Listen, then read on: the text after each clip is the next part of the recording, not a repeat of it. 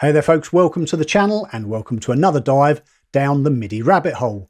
Today we're looking at how to plan the MIDI routing in your studio from beginning to end. So you've got some synthesizers and you've heard of this thing called MIDI that you can use to connect them all. But where to start? Well, how to connect them, what order to connect them, what gear you need, and how to get them to do the things that you want can take a little planning. So today we're going to start from the beginning and run through all of this. My previous videos on MIDI have received over 130,000 views, helping many people. So stick around and hopefully this one will also help you to navigate the mysteries of MIDI. And if you've got any questions on this or any of my other content, then please post them in the comments and I will get back to everyone to see if I can help. First of all, you need to consider how you want to work with all of your gear, and answering the following questions will help determine that. Number one, is there going to be a master controller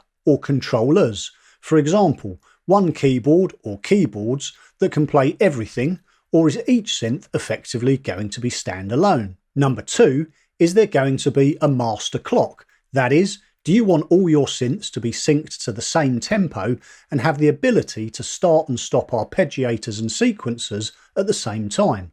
And if so, what will be the source of that master clock? A synth, a MIDI controller, a drum machine, or maybe the DAW on your computer? Number three, will a computer be involved running a DAW, such as Cubase or Logic Pro? Number four, will you always be working with the computer on and the DAW fired up?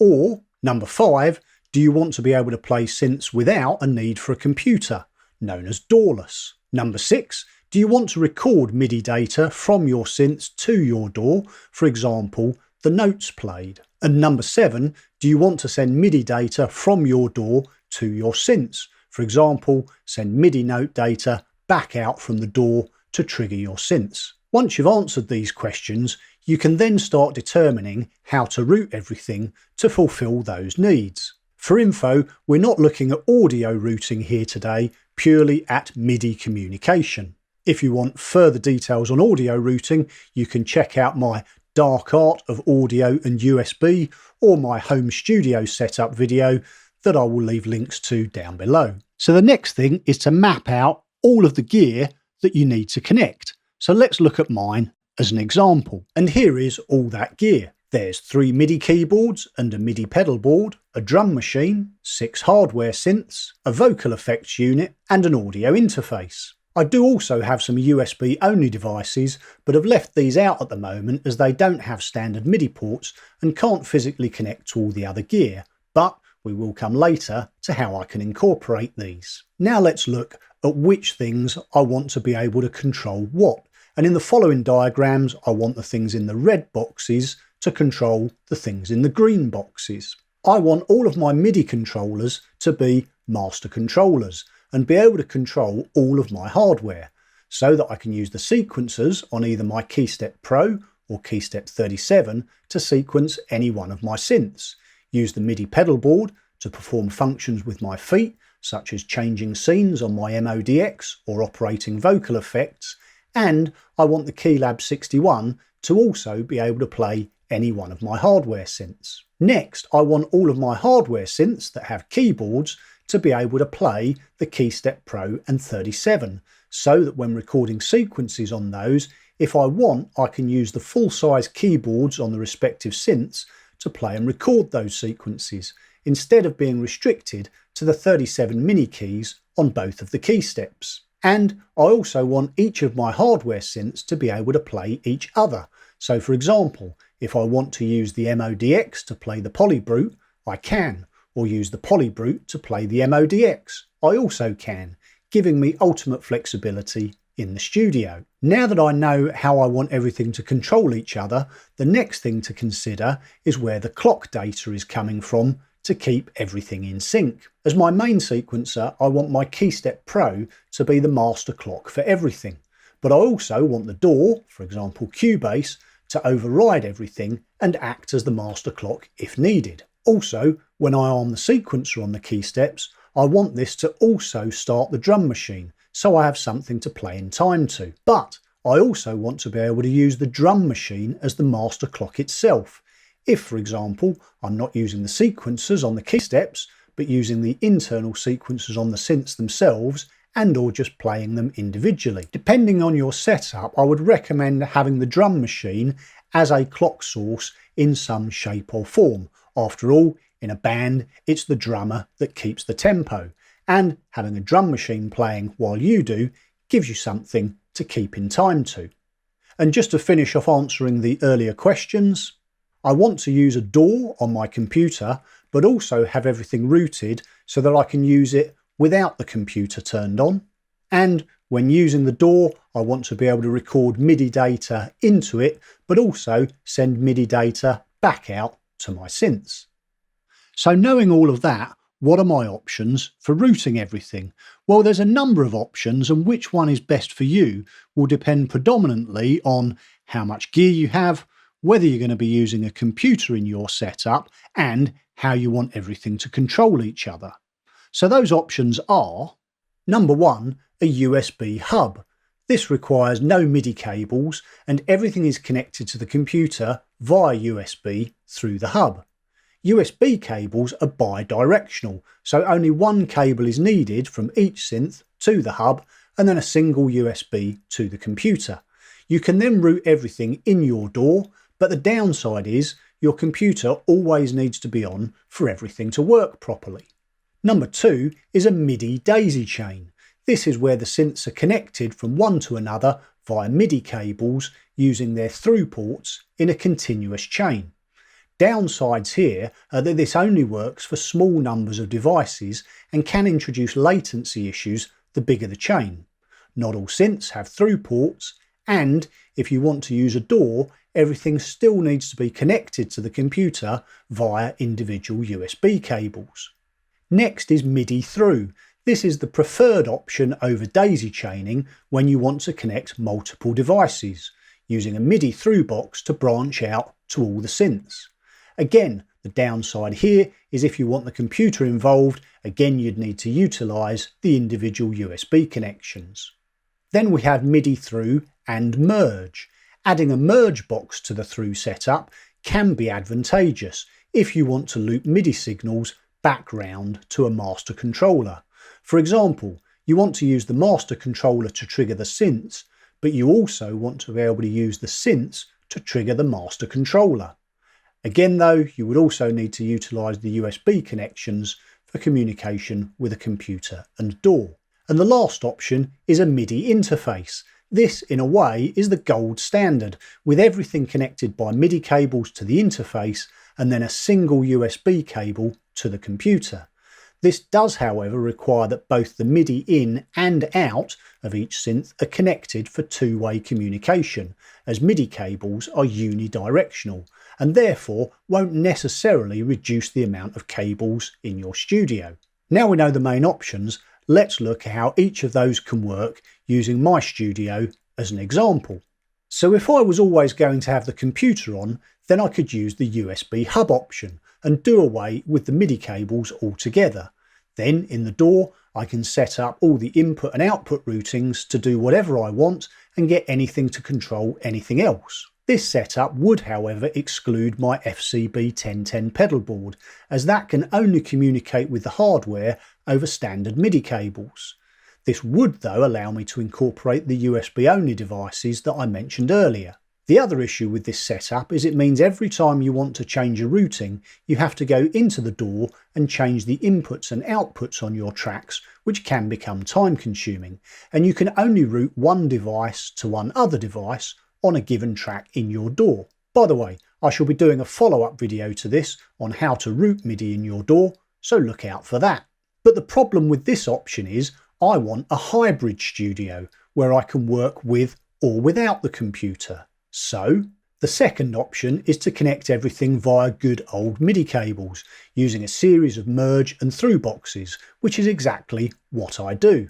The 4 MIDI controllers connect to a merge box, combining all their signals into 2 outputs. You'll see that the KeyStep Pro is actually daisy chained in front of the KeyStep 37 to avoid duplication of clock signals. Also, the FCB 1010 pedal board is connected to the MIDI ports on the audio interface, allowing it to communicate with my computer for programming via software editors. A quick note, as some people have asked in the past, the FCB 1010 only has one MIDI out, but I route that to both the merge box and the audio interface using a small MIDI Y splitter cable with one female to two male connectors.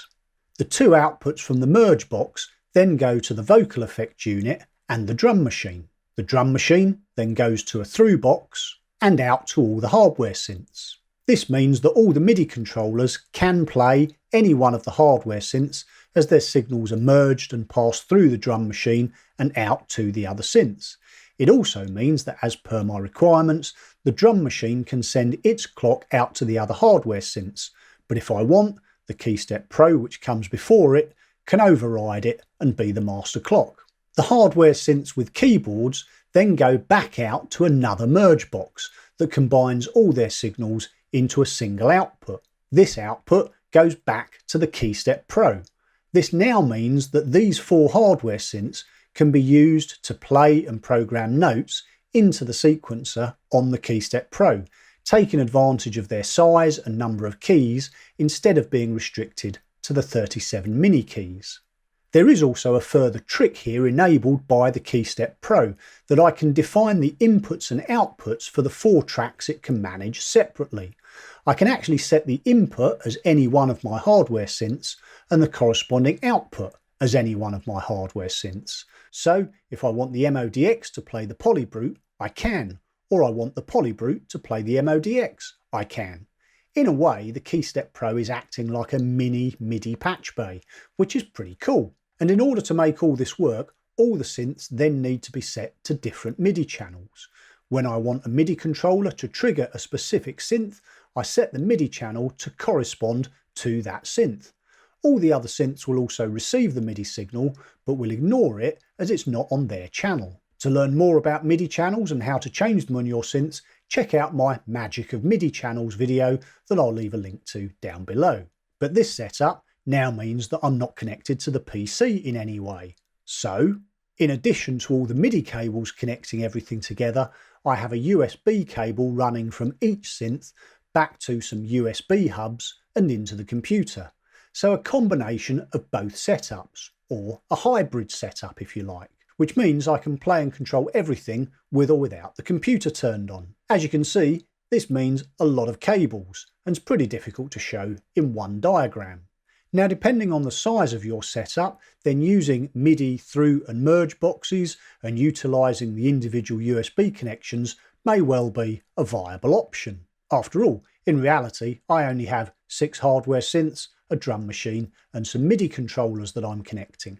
And these through and merge boxes come in various sizes and for various budgets to suit various needs. For example, here we have 2 separate MIDI merge and through boxes from MIDI Solutions for up to 8 devices each. A U6 MIDI Pro from CME that is a 3-in 3-out combined merge and through box with MIDI filtering capability, and a 25 through from Kenton, so you could have one master controller controlling 25 other synths. But for me, this setup works. However, I am pushing it to the limits, and if I was to expand my studio further, I would need to look at other options. So what would those options be if I were to expand in the future? Well, they would come in the shape of a MIDI patch bay that also acts as a MIDI interface to your computer. And 3 of the most popular I've seen mentioned in comments are the Motu MIDI Express XT, the Conductive Labs MRCC, and the iConnectivity Mio XL. These offer much more connectivity in a single box, however they do come at a cost ranging from approximately £350 to £450, and even one of them might not be enough and need to be doubled up if you have loads and loads of gear. Let's take the Mio XL as an example, as it appears to have the most connectivity. This offers 8 pairs of MIDI ins and outs, 4 additional MIDI outs, 10 USB MIDI ports, and a host port for connecting to a computer, as well as Ethernet networking capabilities. These MIDI interfaces allow you to connect everything in one place using MIDI cables, and then, using software editors, program them to route everything where you want. Once programmed, they can then operate without the PC turned on, as all the routings are saved internally. Also, for example, with the Mio XL, I believe some synths can be connected just via the USB ports, as long as they are what is known as class compliant, doing away with the need for actual MIDI cables from those synths. So in reality, this means you could have 10 synths or MIDI controllers connected to the USB, another 8 synths connected to the 8 pairs of MIDI ins and outs, and another 4 synths connected to the 4 dedicated MIDI outs, meaning a possible 22 pieces of gear all connected at once, and all this then connected to the PC via a single USB or Ethernet cable. So what would my current setup look like with an all singing, all dancing MIDI interface like this?